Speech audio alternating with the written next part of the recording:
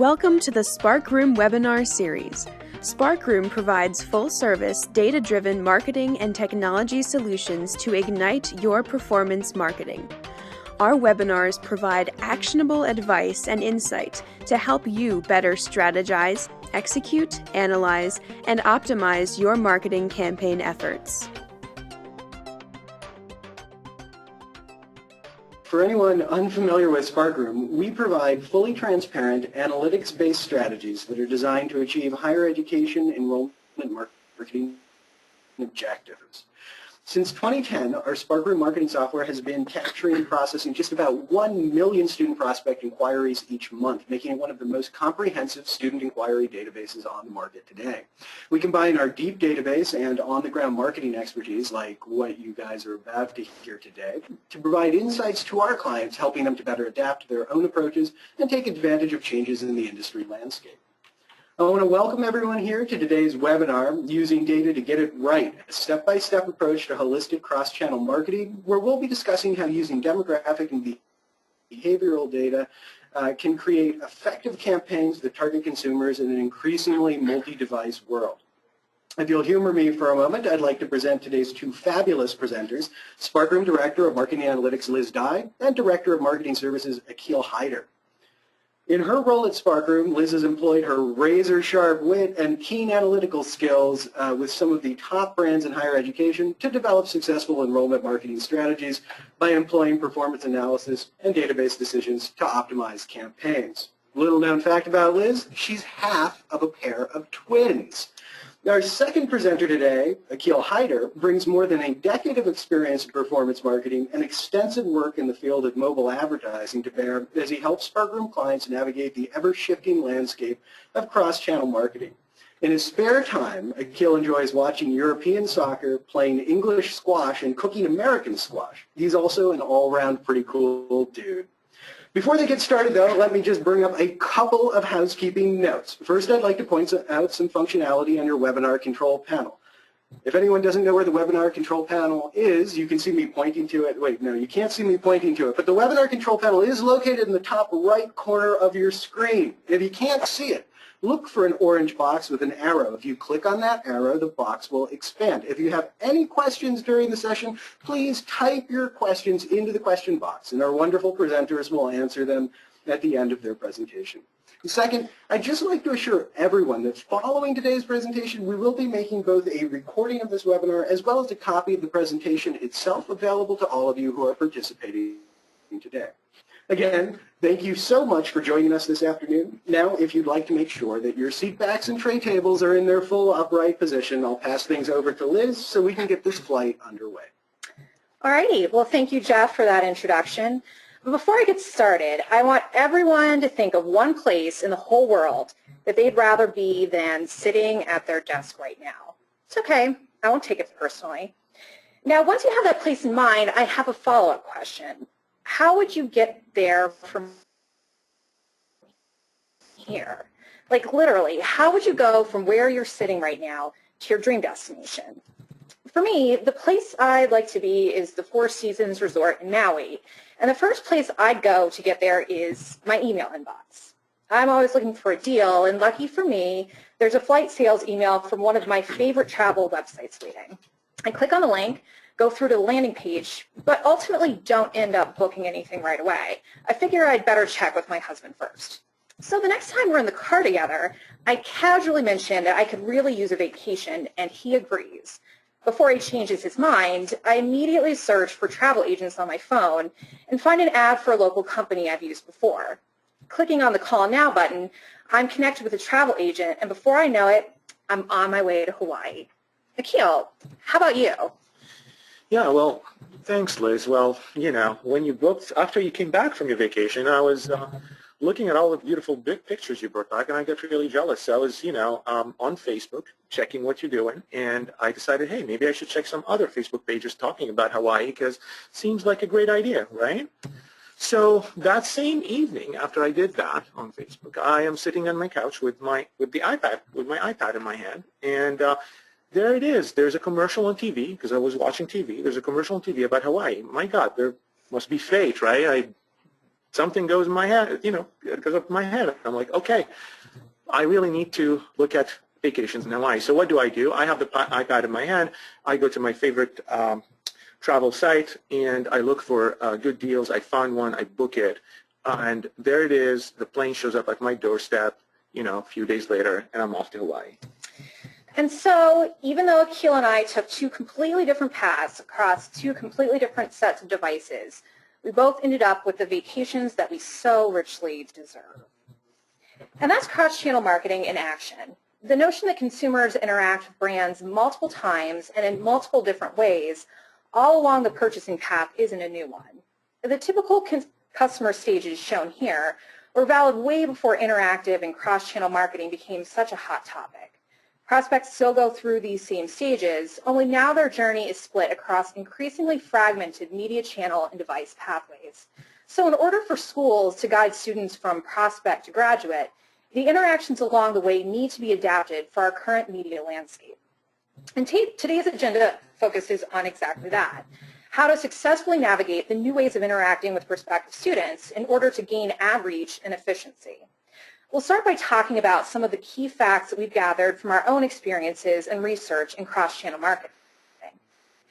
Then we'll cover some of the challenges we've encountered along the way. And from there, we'll go through the steps of setting up a cross-channel marketing plan with a strong foundation in media and customer data, as well as how to make sure that media plan is successful in the long term. So let's start by looking at just how important cross-channel marketing has become. We'll set the stage by talking about a few of the things that we know from our own research and research done by other influencers in the space. First and foremost, we know that the way prospective students interact with schools has changed dramatically in the past 2 years. Changing media platforms and channels have multiplied the ways in which content can be delivered to those researching school options.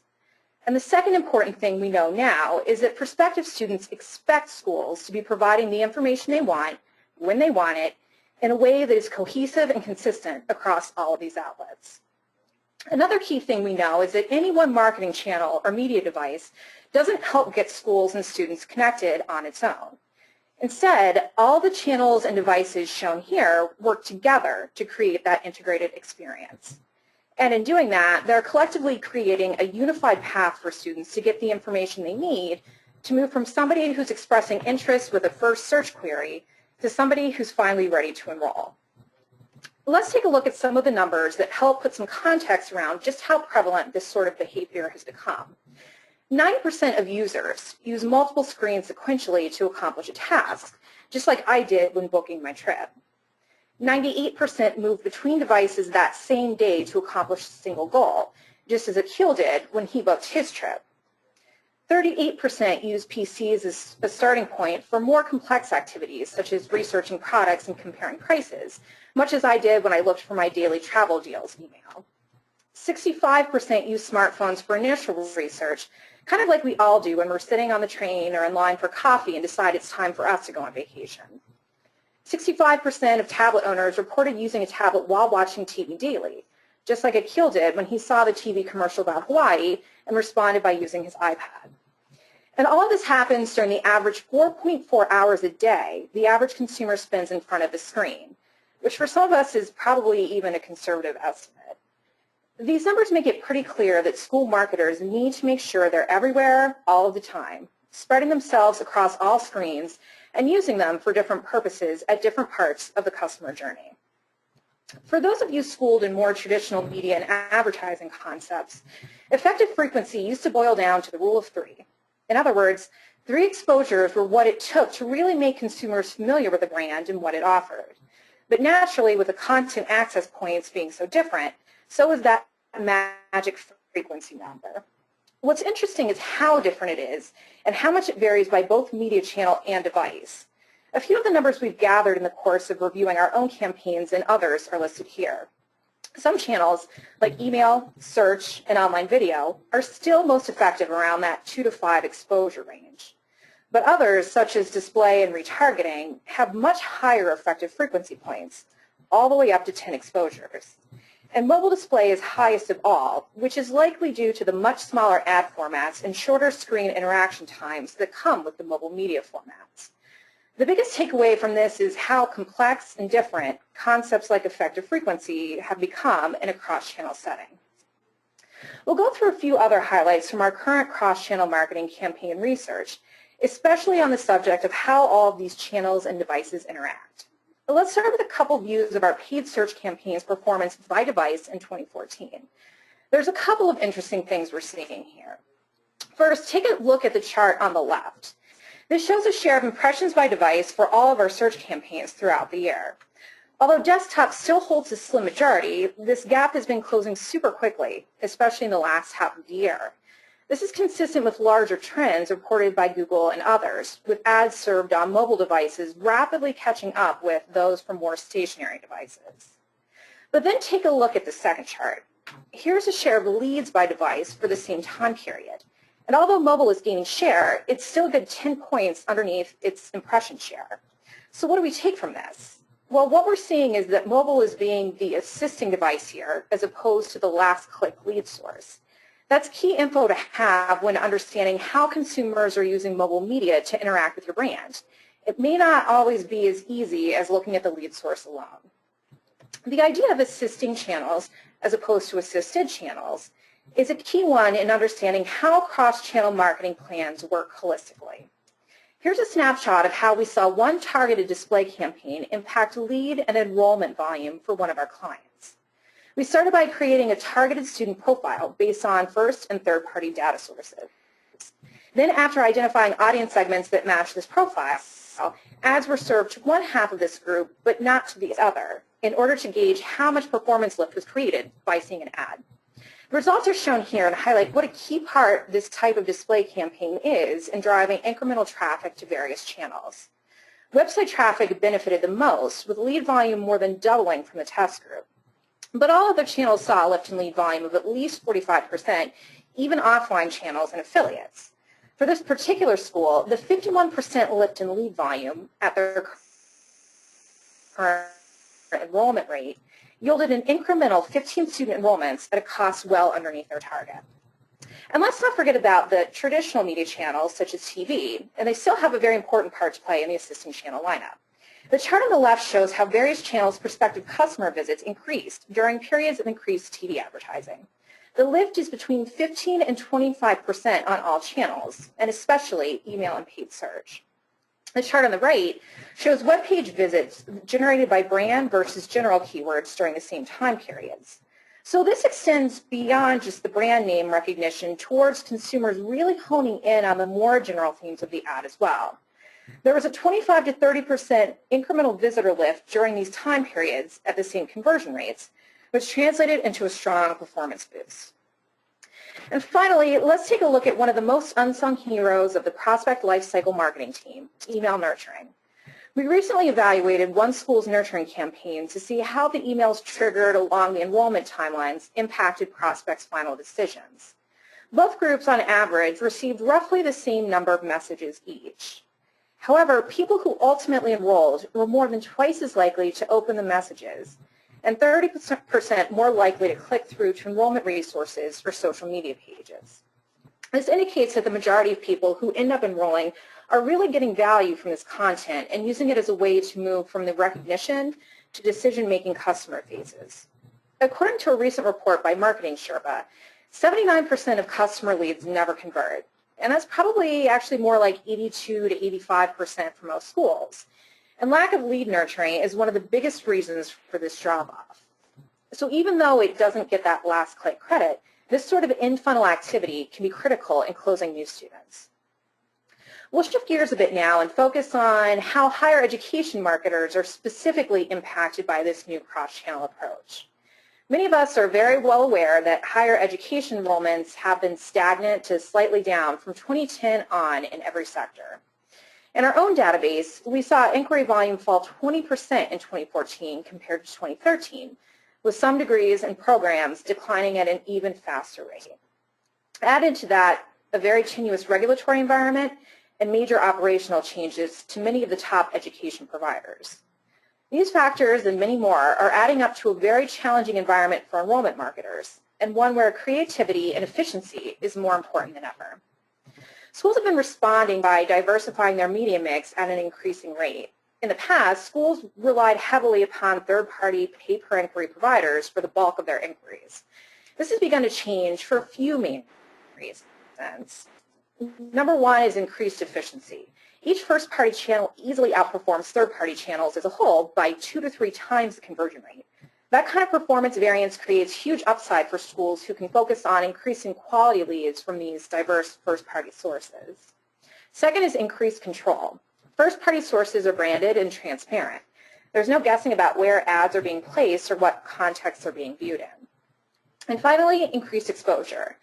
Given how often prospective students are moving between channels to interact with people they know, stream content, or research things like education, the more diverse the media channel roster is, the more likely a school is to find prospects where they're looking. So schools are reacting to this shift by moving their spend at a pretty substantial rate. This graph highlights that change month by month from 2013 into 2014. At the start of 2013, third-party sources delivered 70% of inquiries for schools. By the end of 2014, this dropped to only 60% of total inquiries. There's a slight uptick in December 2013, likely due to schools offsetting seasonally low first-party volume, but we expect schools to continue to diversify their inquiry sources in 2015 and moving forward. And finally, the student enrollment funnel, no matter how a prospect enters it, is long and complex. Marketing dollars and strategies are invested to help make sure students make it all the way through, but in varying ways depending on the life cycle stage. We've just looked at some of the ways that various channels interact to help move prospects from initial brand awareness through intent and inquiry stages and all the way through enrollment and beyond. Investing in the life cycle holistically, instead of on a channel-by-channel basis, really helps to improve the ROI at every step of the way by creating a consistent and, importantly, user-driven experience. So all of this probably sounds great, but now let's talk about some of the factors that actually make it a pretty complex task. Yeah, thank you, Liz. And so I think Liz laid out beyond a doubt why we need cross-channel marketing, right, and why we need a diversified media plan, basically. But with that really comes some interesting challenges and problems, and those can be summarized in the following. We have attribution. You have attribution and tracking in general. You have click data in your digital marketing systems, you have enrollment data in your CRM, and more data elsewhere, right? Campaign management, other data that's coming to you from all different directions. But can you tie it all together to understand what really works? Which channels are performing, which channels are lifting other channels, and how they all work together. So tracking from impression back to enrollment and to start is really an essential part, which is a challenge in today's digital media world that we live in, right? A holistic channel view is another challenge. You're spending a lot of marketing dollars in a competitive space. What impact are you really having overall, right? Can you see all your spend across channels horizontally or within channels, as well as across channels vertically, right? Another issue is bandwidth and expertise. Do you have the capacity and the expertise in-house or with your agency to run all these different channels? And finally, organizational structure as well as big data. So when it comes to organizational structure, really the issue of working in silos, it's one that comes to mind. The person who's doing the display marketing is not necessarily talking to the department that is doing the offline traditional media buying. The trends and learnings that are being learned and understood from paid search campaigns are not being shared with other professionals who are working on other campaigns to capitalize on that. So those are some of the issues that come with organizational structure. It's basically restructuring so everybody's sharing, everybody's working together towards a common goal, and there's an understanding and learnings that can be shared. Another thing is big data. So you're capturing all sorts of data from many different platforms, like we said in CRMs, but are you filtering, labeling, sorting this data, and storing it in places where it's accessible, and doing it securely as well? Why we need that is at the end of the day, you need to be able to produce actionable intelligence. And if the data is all over the place, how will you be able to generate that? So let's move forward. The issue of attribution in a PPL world or a pay-per-lead world, you can distinctly assign a cost per inquiry for a specific channel because you're buying the media based on that model, which means then it can be translated into a distinct cost per acquisition number, creating a one-to-one ROI attribution. Great, but in a cross-channel world, channels overlap. Users move between devices, as Liz just explained, and between screens. The tracking of impressions to enrollment is more challenging. As a result, not having the data point that can be traced back to impressions correctly means that marketers may divert dollars from a display campaign that's really working to assist other channels and closing that. So things like click-to-conversion, view-through conversions, offline matching, and user data needs all to be understood and tracked across channel to be able to be effective here. So it's an issue today. Yeah, and just to make attribution that much more fun for enrollment marketers, our data has shown that prospective students often inquire more than once and often via different channels. The data shown here is from a review of 2 years' worth of inquiries from one of our clients and displays the average number of inquiries per inquirer, or IPI. The average IPI is well over 1 in almost all channels, and in some cases is even above 2. So in addition to figuring out how to properly assign credit for who generated the inquiry and impressions and clicks from various channels, there's now the added wrinkle for schools to figure out which inquiries should be credited as providing an enrollment. Yeah, so those are the challenges, and so how do you manage it all, right?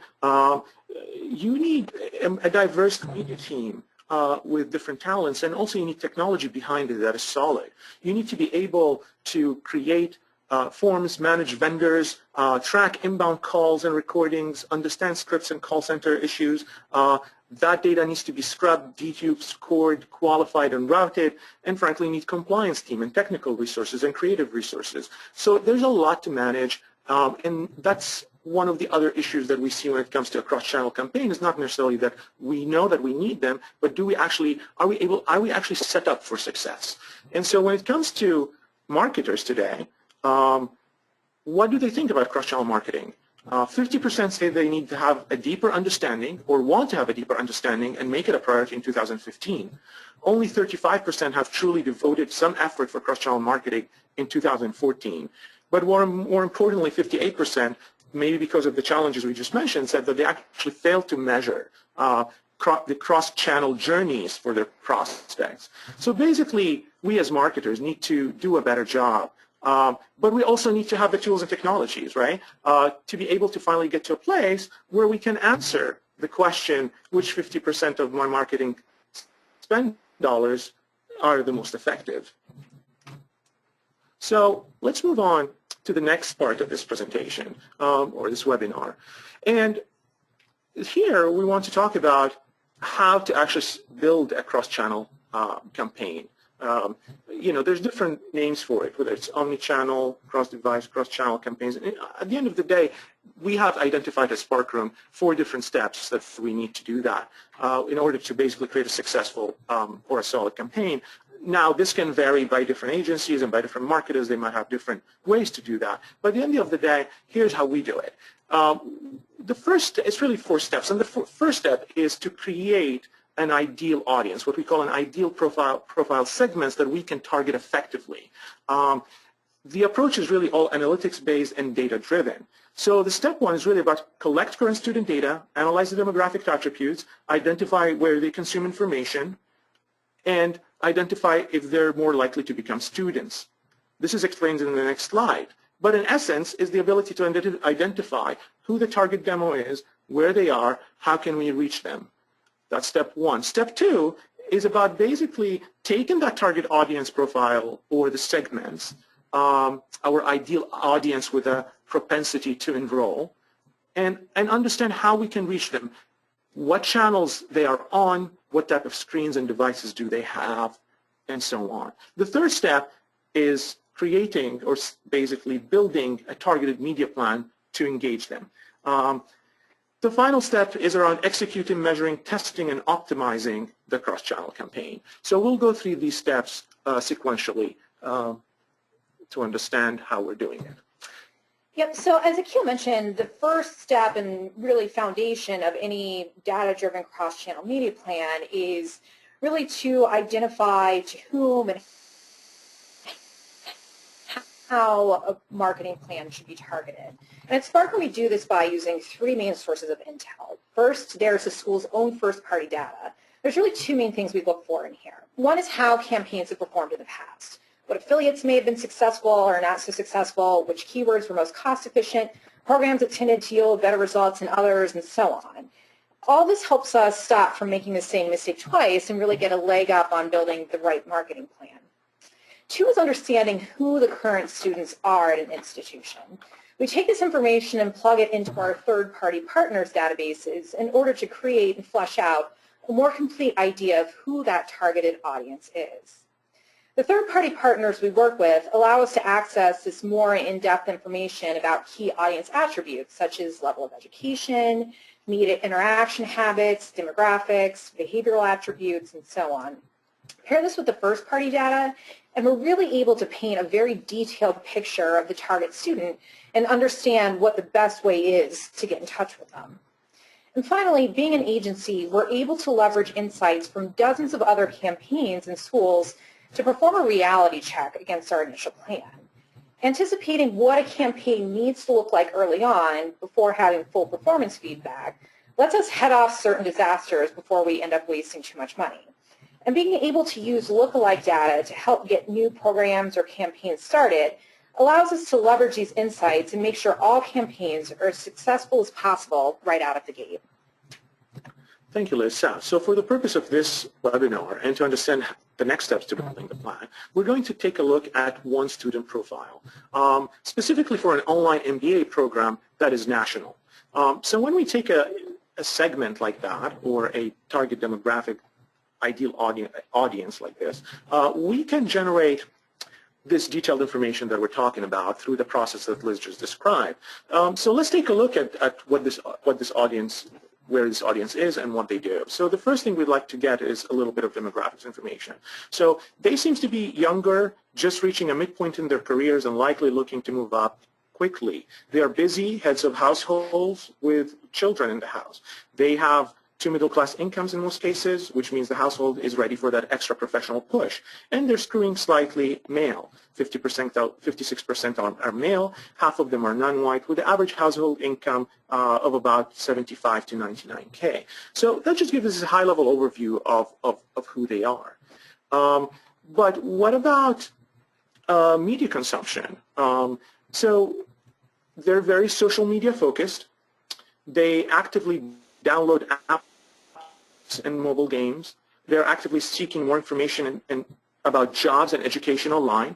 31% of them look for jobs, and 68% they look on education websites. So, this is one area where we can reach them. The demo is a specific. This demo is also a specific audience, which is active in digital media, right? But they also can be reached through offline media as well, like TV, through prime time or late night hours. What about device consumption? Another area where really can help us, in that channel selection in campaign building phase as well. So in terms of device consumption, they are very mobile. They are a very mobile connected audience. 97% of them have a smartphone. iPhone seems to be the smartphone of choice for them. And they use all sorts of devices at home to connect to the internet, whether it's laptop or tablets or phones. Another important thing when we try to build our cross-channel media campaign as well is really try to minimize the wasteful spend with an initial plan. And the way we do that as well, we look at geographical data. So we want to go after the highest densities of key audience segments where they are around the country. So basically, what we would do specifically for the MBA program, most states are available for targeting, but probably want to start in the areas where we see that this specific demo has a higher concentration. So the next step is, now that we have information collected about our ideal audience, and we have a deeper understanding of who they are, it's really about choosing the media channels that will reach them on. This is a very important step, and a step that requires some expertise. SparkRoom has what we're talking about us, SparkRoom specifically has a wide range of services and channels and services under those channels. Media experts, so media channel experts, plus the media team and accounting will sit down together to really look at this target demo and understand which are the most important channels to use within the initial media plan. Again, why expertise here is important is we understand, you know, the device consumption and where they are. So there's some channels that are going to make sense, and some might make sense, but we will not use them initially. As an example of that, we already know that they're active on mobile media. But we also know from our experience that they're not necessarily impulse buyers. So although a mobile display campaign and advertising on mobile apps, because they download those and we know how to reach them on it, might be a good idea, it definitely needs to be understood that this is more of a mid-funnel, higher, and upper funnel type campaign where we're influencing them, but they're not necessarily are going to click on their ads, although it might have a big impact down the road. So this is where agency historical data and baseline channel experts can come in to talk and understand which channels are best utilized or can be used for this. In many cases, understanding the target audience is not really enough as well to do the media channel selection. For example, channels like Facebook retargeting, email lead nurturing, search engine optimization may require access to more than just the student demographic profile. Things like the website analytics, understanding the unique visits per month, understanding the lead flow, to be able to put projections and actually select the channels that we need. So moving forward, before we get into the actual plan, Liz mentioned previously the long and complex funnel for EDU and how challenging it has become to understand the various touch points along this journey. Although this is a challenge, it is also a great opportunity for us as education marketers to build a pleasant user experience, a positive one that can leave the prospect with a favorable perception of the brand.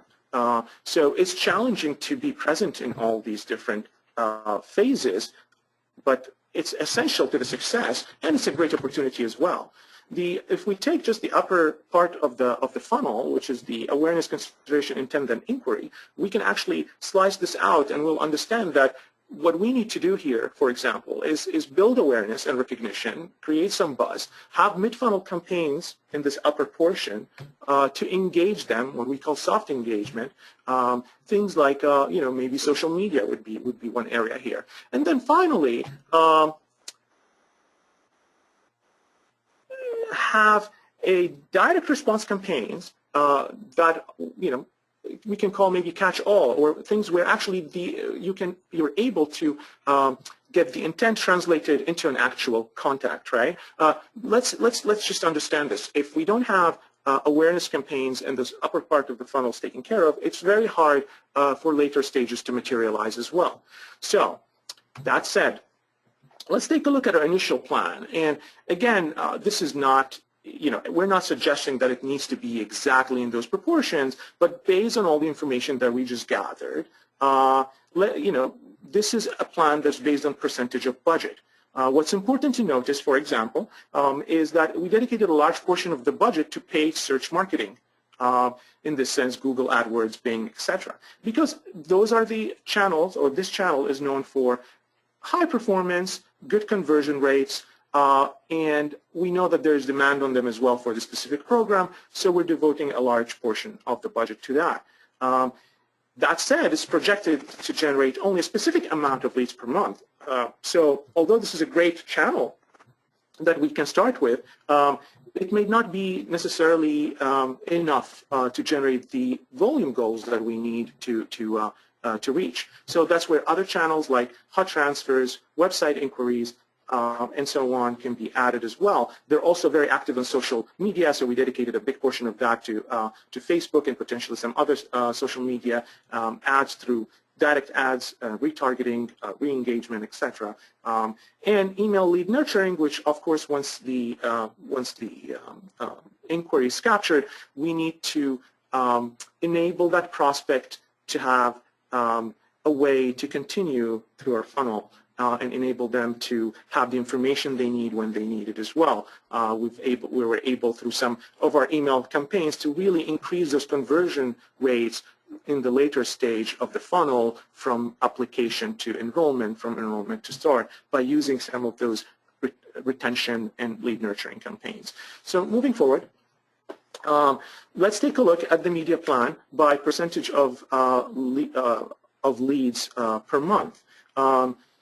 Now, we dedicated a big portion of the plan, for example, to paid search, but as you can see, the volume that's generated from there is less than other channels. That is okay because the conversion rates are taken into consideration here.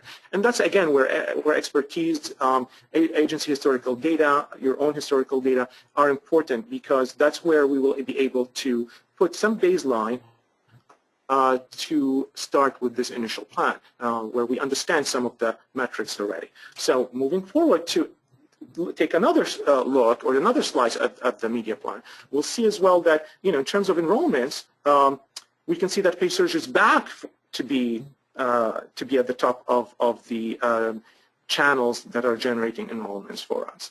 So the media plan is really tailored specifically based on all the information we gathered. Those will be the geographical areas where they live. That's where we want to start to make sure that we don't have any wasteful spend. Is tailored to exactly reaching them on the channels that are available on across the different stages of the funnel. So how do we execute the plan? And in terms of the plan execution, we have our initial media plan and projections.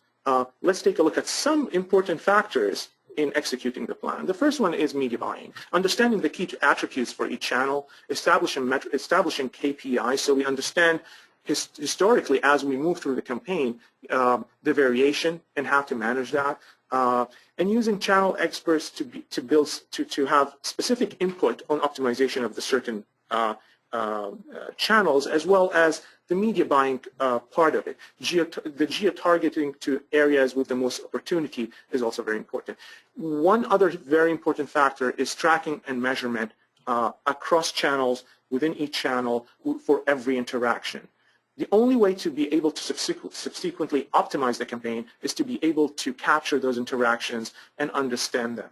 This includes every action at every stage if possible. I see many clients and many marketers start campaigns, for example, without having the full view, where they don't know how many necessarily impressions created, how many leads, and that in some cases may be fine. But if you're not tracking your calls and you don't understand, for example, if somebody who's coming from paid search, are they clicking on the ad on the paid search or on the landing page? What is the effect of that phone number on the landing page? Is it increasing conversion or decreasing? How about your scripts with your call center? Have you A/B tested that? There's tons of areas across each milestone that we can enhance to move conversion rates and be able to do that. But the only way we can do it is if we are able to track it all, have recordings for the call, able to marry our impression data back to enrollment data. The other step would be consistent messaging, creative. They need to be relevant to the user, personalized as possible. Make sure to use the value of your brand, the value proposition of the brand, and as well benefits. I highly recommend reading the 6 Principles of Persuasion, the 22 Immutable Laws of Marketing, and other influence tactics and strategies. Game dynamics is one where you can definitely engage your user and help them basically move in your funnel as well. And again, we talked about anticipating the channel performance. That's another important thing. We're having the baseline would really help us review and track past media performances, seasonality, and allocate to most cost-effective channels accordingly. More importantly, we need to test, measure, and adapt to new channels as well. So now that we understand some of the important factors that we need to take care of when we're building the campaign, let's take a look at some results. some results for our cross-channel media plan. So, you're running for a while now, and you finally have your first set of data that you're looking at. And taking a look at the data, we can quickly, based on our channels, understand which channels are performing and which ones are having a challenge. Now, it's easy to say that the top 5, will continue with, and we might actually put on some of the budgets. We might increase some of their budgets. The one in yellow are ones that are getting close to our goals, but not really hitting them. So the question is, how can we enhance them? What type of optimizations we need to do within each of those channels to actually move them to hit the goals, right? This is mostly would be our focus. Now, the final portion would be ones that are really not hitting the goal, far off, which, it's easy to say, let's eliminate those. And maybe in most cases, one would be right to do that. But it's very important to take a look at how those channels are impacting others. So Liz mentioned a case study that we did on display. And it turns out that one of our display campaigns, although the volume of inquiries and the initial click to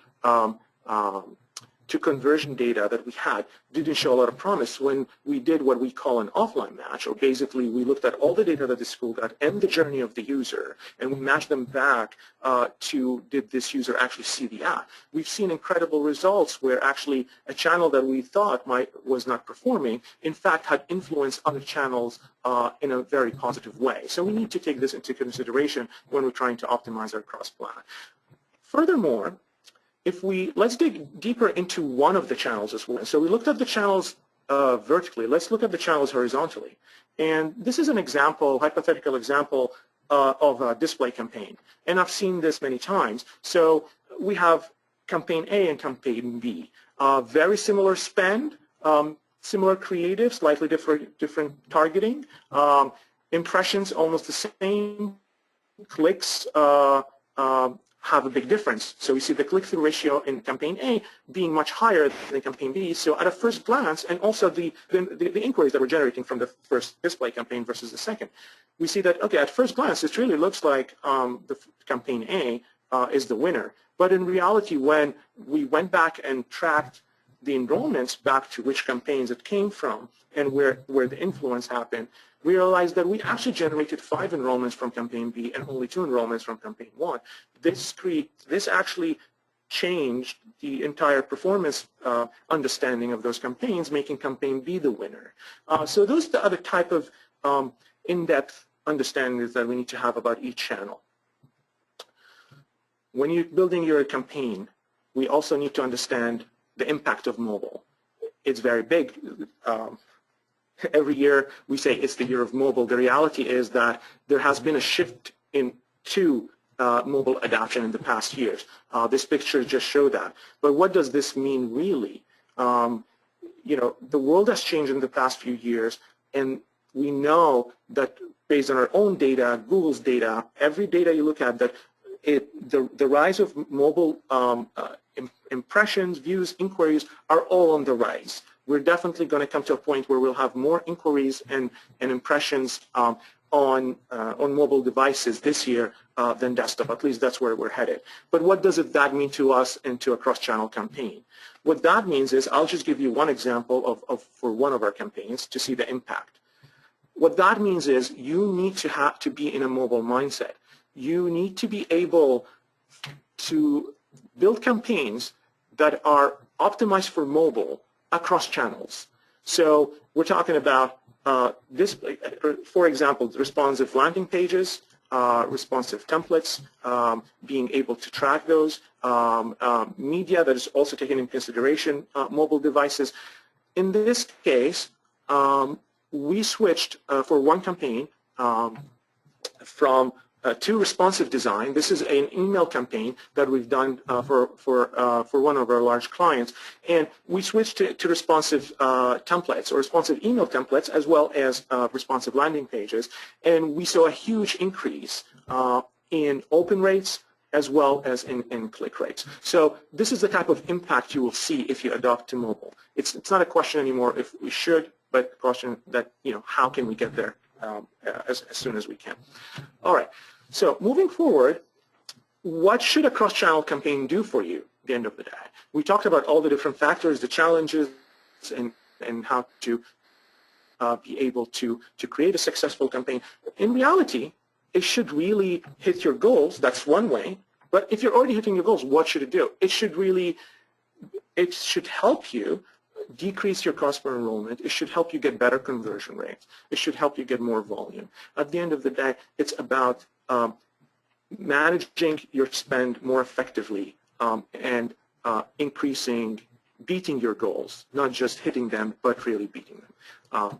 So in terms of attribution, if we go back one more time to that, there's different ways to really assign the attribution for a specific campaign. Some of those that are popular, it's last click or first click. Do you do it linear? So, for example, is the last touch point? Does the last touch point get all the credit for the enrollment that's being directed? Or is it the first click, the first impression, that first display ad? Does that get all the way? Or is it linear, distributed across the entire funnel between channels? Or do you give more weight based on time, basically? So there's different ways you can create your own, but it's important here to have your own way of making sure that you don't ignore the overlap of the channels and the impact on each other.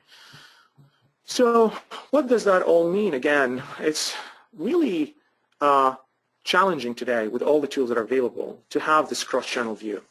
So we live in different dashboards, and marketers in general suffer from that.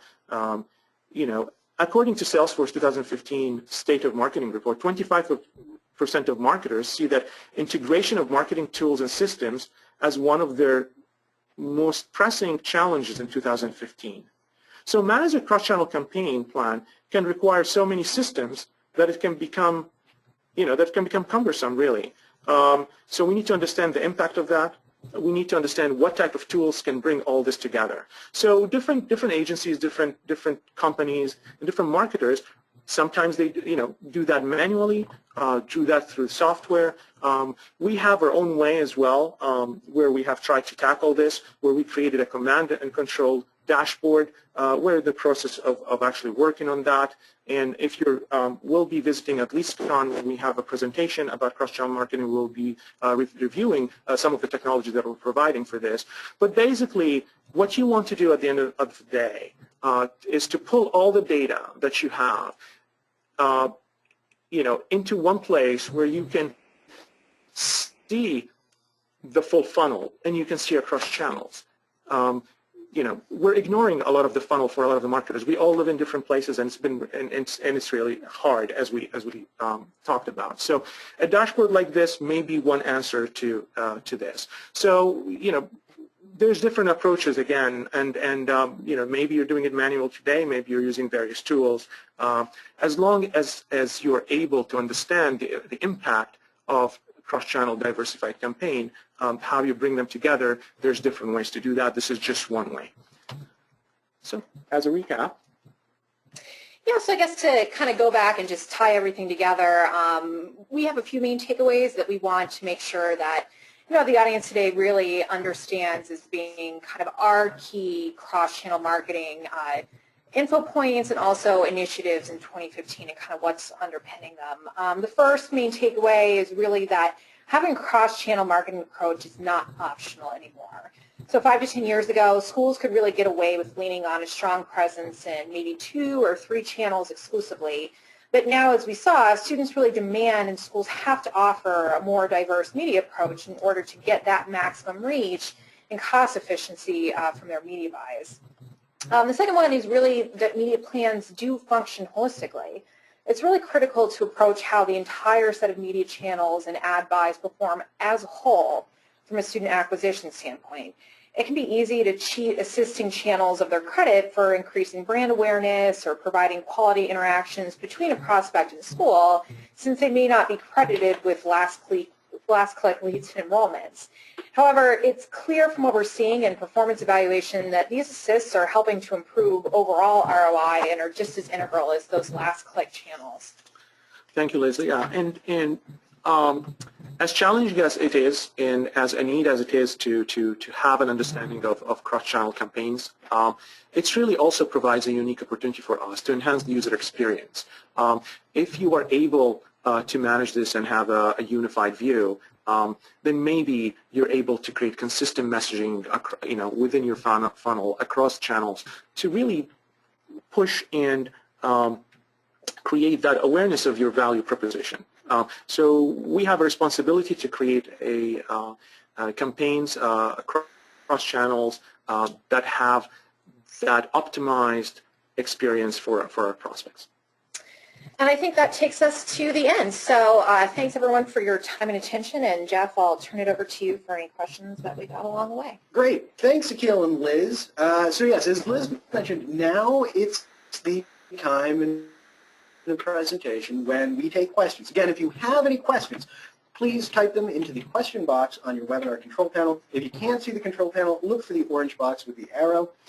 Click on that box, the control panel will expand, and you can type questions into the question panel. We've received a couple of questions already, and I'm going to start off with kind of a combination of two questions, both of which were asking for some clarification on definitions. At the beginning of the presentation, there's a chart that lists both mobile and tablet as channels. We had a question about what mobile is in that context.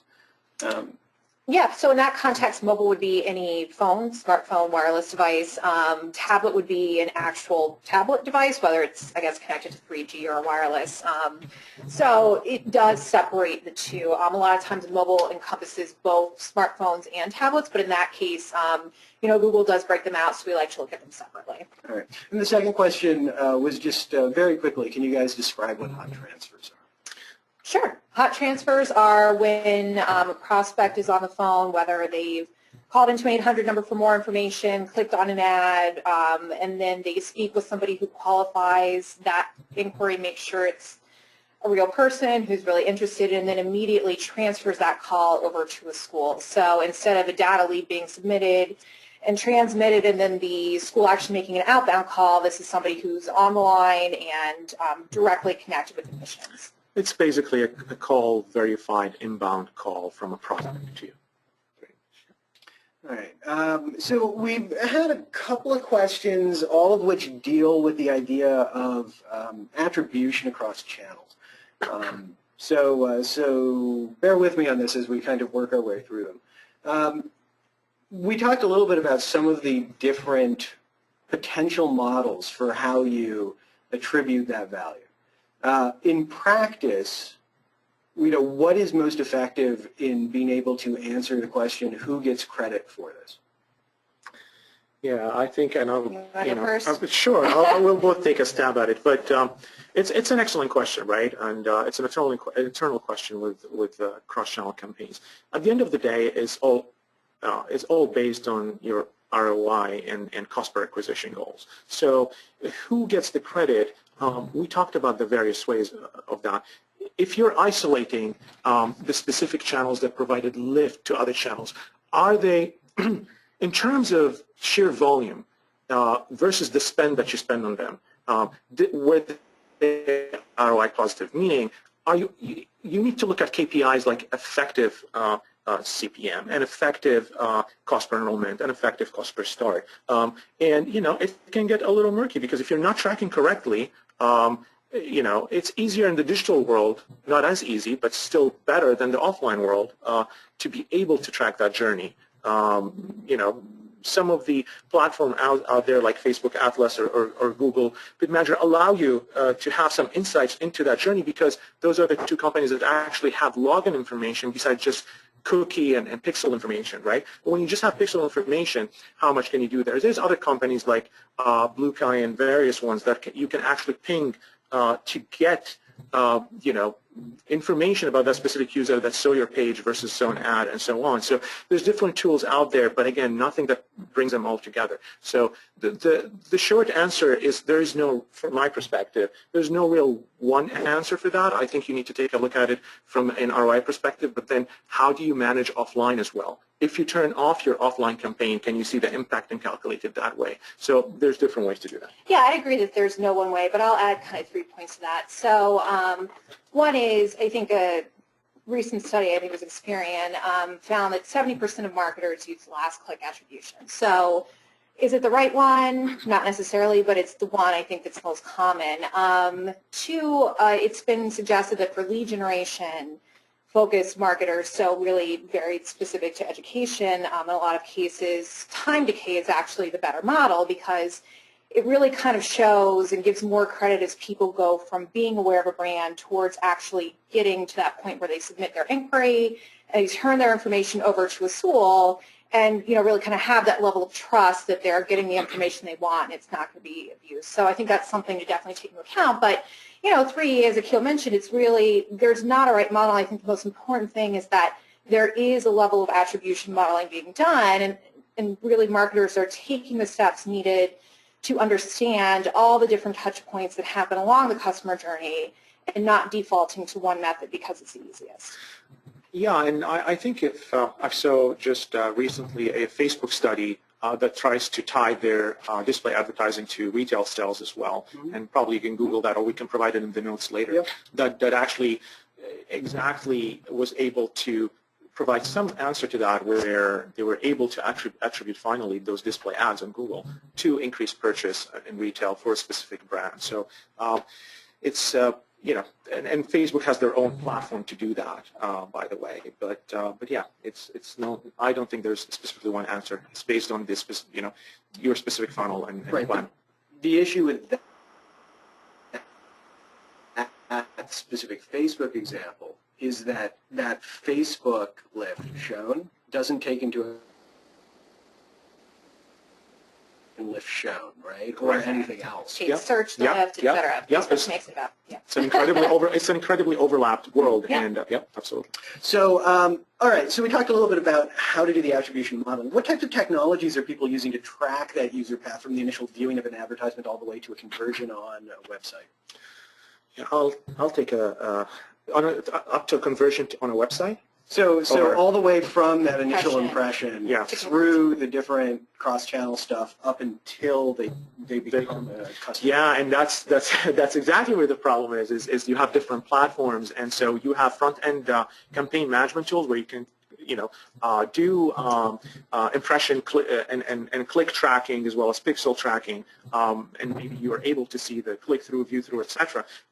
But then you might have another system where you're capturing all this lead and processing them, and you have another CRM where it's actually coming to where your admissions team is interacting with, and it's all about the infrastructure. So at SparkRoom, we're able to actually provide technology that ties in all the way from impression back to enrollment just because of our unique position in the marketplace, where we sit between the CRM and those front-end campaign management tools, and through APIs, we're able to bring both worlds together, so you have a unified dashboard there. But it's, I haven't seen other tools out there, although I'm sure there are, that can sort of tie everything together. It's technologically definitely possible, and through APIs you can probably use third-party tools as well to bring all the data in together. Liz, do you have anything to? No, I mean, I think that's it. Everyone's got their own ways. There's the deterministic ways of finding it, so Google and Facebook know exactly who you are, what you saw, when you saw it, and then having to kind of get the actual customer acquisition data back to them and match that up is really something they control and manage. And then there's a probabilistic way of doing it, so using cookies and pixels and things like that to kind of, triangulate. This must be somebody because they kind of have been in the same place and they've seen an ad, and we can kind of piece it together and tie that to customer acquisition outcomes. I mean, everyone does it differently. There's a bunch of ways to do it. Privacy is always a concern and something we have to be mindful of. But yeah, I think, at SparkRoom, we really make it a focus to get those front-end metrics and connect them with the offline acquisition, which is really everyone's target. So how we do it is unfortunately not a straight line all the time. All right. Okay, so we talked a little bit about how the tracking works. We talked a little bit about how the attribution works. From a logistics standpoint, now this is an interesting question. So from a logistics standpoint, it seems, the person writes in that it seems like the steps presented in the presentation seem focused on the idea that a single agency controls a lump of marketing or advertising spend, and then makes dynamic channel usage decisions based off performance because they're tracking across channels.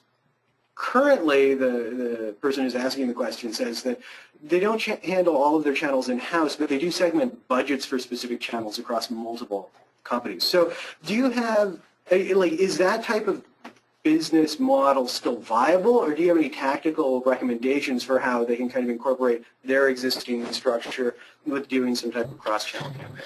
Yeah, I mean, again, not to say that SparkRoom is amazing, but actually what it does is provided as a self-service as well as an agency service. So regardless of what agency you're using, or if you're doing it in-house, you need some sort of a platform like that where you're bringing the different key data into it. And, you know,